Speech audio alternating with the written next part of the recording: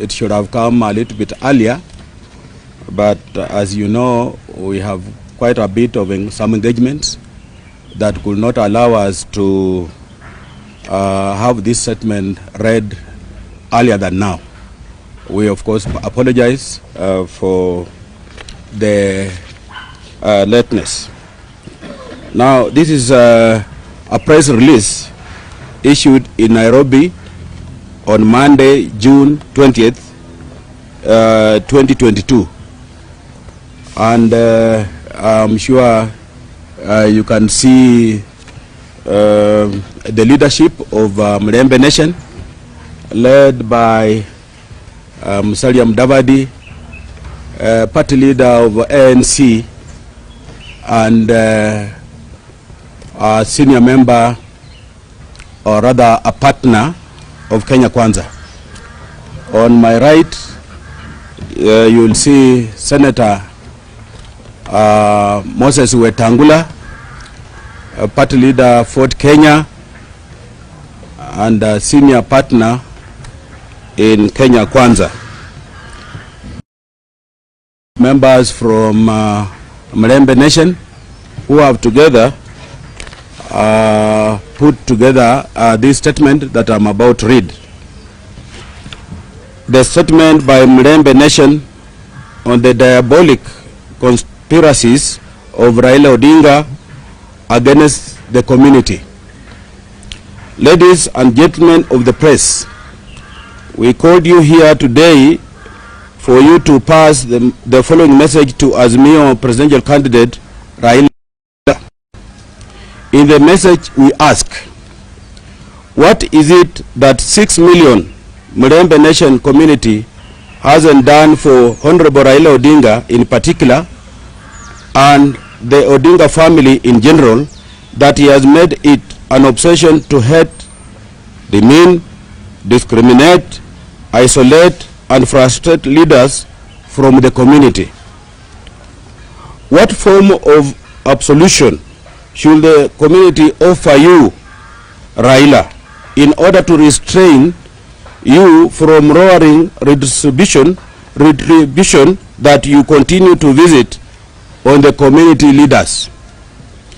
This is a community and its leadership that has stood with you and your family to the last person throughout your troubled political career. Even when others have declared you a political pariah, an abomination, and a leper, the Mutembei Nation didn't desert you. They instead embraced you as one of their own, to the extent you mockingly claim to be more of a Mutembei breed than the native Mutembei woman or man. You have never been short of insults. The more the community has struggled to shield you, the more you have abused their hospitality. If they aren't chicken you ensnare with morsels of maize grains, but because they have chosen a different political path away from you, then they are abundantly primitive enough to breed like locusts. Mr. Raila, if this isn't ingrained sadism, then it isn't far from being the practice of modern day narcissism. And Kenyans should take note and beware. Because to you, the Mutembei Nation is cheap. You have traded with their electoral numbers to negotiate entry into government after every cycle. Once ensconced in power, you have given little regard to the community, never shared the spoils for you other than a scorn. This is what you did to achieve the infamous handshake. The dividends of the handshake have never been shared with your NASA partners. You are not embarrassed that your own county of Siaya had 3 cabinet secretaries, courtesy of the handshake, at the expense of 4 Mutembei counties which have no cabinet secretary. This is in addition to other uncountable blame appointments in all levels of government. Instead, you scheme to kill NASA to stop a son of Mutembei rising to presidency. To you, as long as Mutembei leaders aren't supporting you, they are criminals ab initio, but are weupe kama pamba if they are your lapdogs. We have not forgotten how you demeaned our late hero, His Excellency Michael Kijana Wamalwa, by unleashing extreme violence at the Fort Kenya Party meeting in Thika in 1995 with a view of snatching the party from him. You exported your signature of violence to a Kenya Kwanza meeting held at Jacaranda Grounds, Nairobi on Sunday, yesterday, with a view of zoning some regions in the country. Because the Mutembei nation has charted a different political path in this year's general elections, your insults have become personal. When Honorable Musalia Mudavadi makes a passionate case against runaway economic hardships suffered by majority Kenyans, then he is a howling dog to you. He isn't the only one who continues to be ridiculed by you.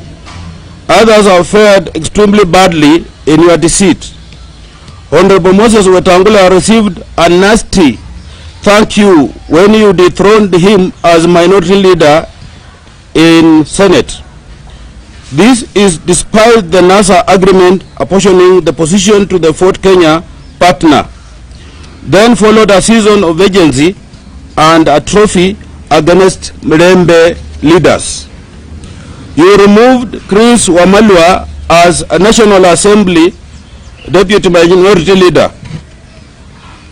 Attrition befell Cleophas Malala as Senate Deputy Minority Leader. And I, Benjamin Washari, thrown out as the National Assembly Majority Chief Whip at your instigation. Maybe to an extent I would just want to explain that there is someone who replaced me, and that person or that honorable is now a member of ODM, and that tells you easily who was interested in my position. This was at the instigation, your instigation, behest, and it's not only lost to us that recently you staged a spectacle where you denied Honorable Tim Wanyonyi a ticket to contest for governor of Nairobi. Neither have we forgotten how you unleashed the notorious Men in Black against Honorable Abab Namwamba and subsequently hounded him out of office as the Secretary General of ODM. Your schemes then took you in a futile attempt to prevent Sakaja too from vying for the same seat. At this stage, we pose a rhetorical question. Are leaders from Mutembei community, lesser Kenyans, to be toyed in any way you want? You may plot even more, but this is to assure you, Raila, that the Mutembei nation is decided on its political pathway, and no amount of deception and theatrics will change their choice. Soon, we assure you, you will be a living memory of the adage that you can cheat some people sometime, but never will you cheat the Mutembei nation all the time. Mjinga akierevuka, mwerevu yu mashakani. You are warned, Raila Odinga. I think that is good enough. Thank you.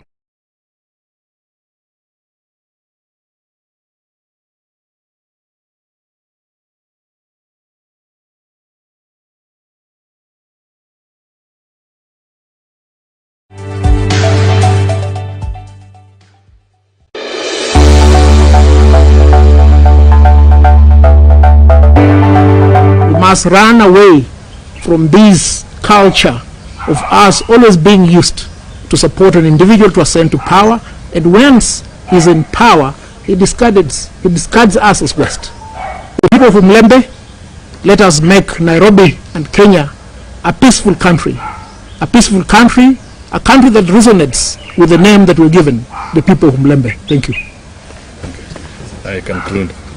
Much has been said, but I'll just ice the cake by affirming 49 days to the elections, the die is cast. As a community, we have already made our resolve that we are going to walk the path of Kenya Kwanza, and nothing will change our resolve. No amount of intimidation will change the resolve of the Luhya people. We made that decision not from an egocentric point of view, but from a point of view of emancipating our community from political neocolonialism and economic freedom.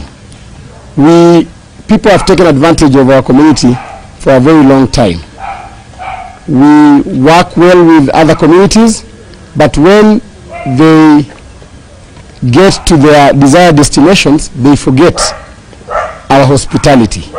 So we've said that this time round, we have made a resolve as a community that we are going to work with the presidential candidate for Kenya Kwanza, and that is William Samoei Ruto.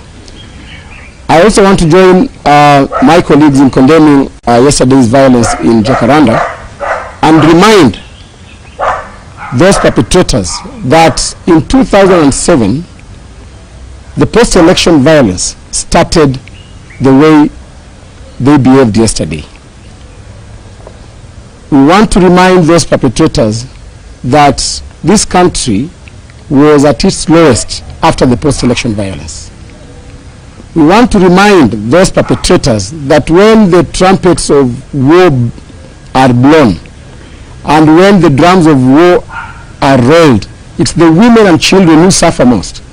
And therefore, they shouldn't be hypocritical saying that they value women so much to an extent that they have chosen a running mate who is a woman, yet they commit crimes that demean the dignity and the peaceful coexistence of a woman in this country. We want to tell them that we have now identified them as hypocrites. They have no values, they have no good intentions to the women of this country, because if you're perpetuating war in this country, you are against the women and the children of this country. We also want to remind the head of state, as you are going to retire in 1 month time, you must remain the symbol of unity in this country. Remember, when a rock hit the helicopter in Eldoret, you told Kenyans that kama hiyo mawe ingegonga huyo mzee, mambo ingeharibika. We are waiting for you, President Uhuru Kenyatta, to again tell Kenyans that kama ile mawe ya Jacaranda ingegonga Ruto, mambo ingeharibika hapa. Ama ingegonga Musalia, ama ingegonga Weta. You must always remind yourself, Mr. President, that you are not there as Uhuru Kenyatta. You are there as a symbol of unity in this country. Therefore, you have not gone home yet. Kindly rise to the occasion and remain to be a symbol of unity to this country. Ya mwisho kabisa kwa lugha ya Kiswahili, sisi kama jamii ya Mutembei inamaanisha amani. Tungependa kusema kwamba sisi tunaomba jamii yetu ifanye siasa ya amani. Sisi jamii yetu sio jamii ya kupigana na wengine. Tungependa kwamba wale ambao walitupiga mawe jana, tungependa kuomba watu wetu walipize kwa kupiga kura kwa wingi, so that hao watu ambao walitupiga mawe jana tarehe 9 mwezi wa 8 waende nyumbani. Sisi kama jamii hatutawapiga mawe, sisi tutawashinda kwa kura. Tunaenda kuhakikisha kwamba jamii ya Mutembei imepiga kura zaidi ya 90% kwa Kenya Kwanza, kwa sababu pale kwa Kenya Kwanza ndio mambo yetu yameangaziwa. Hatutapiga kura nje tena. Nakumbuka vizuri sana Mheshimiwa Wetangula na Mheshimiwa Musalia, hao ndio viongozi wetu wa jamii yetu, na wametuambia vilivyo kwamba tupigie kura Mheshimiwa William Samoei Ruto kwa sababu ya ile mkataba ambaye ameandikishana na jamii yetu. So sisi tunaambia watu wetu, tafadhali tusiangalie hizi side shows za kupigana mawe, tusiingie kwa hizo vita. Sisi let us focus on delivering 90% to Kenya Kwanza, and we want to assure you that as a community we are going to form the next government. Asanteni sana. Thank you, guys. I think it's very thorough. Yeah, it's very thorough.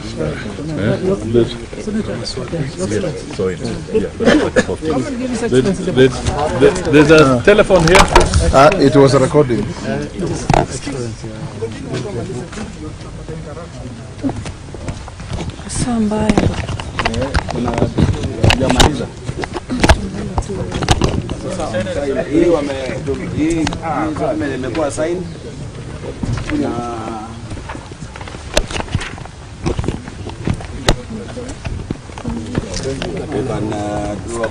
Yes. Lakini pia wanasambaziwa na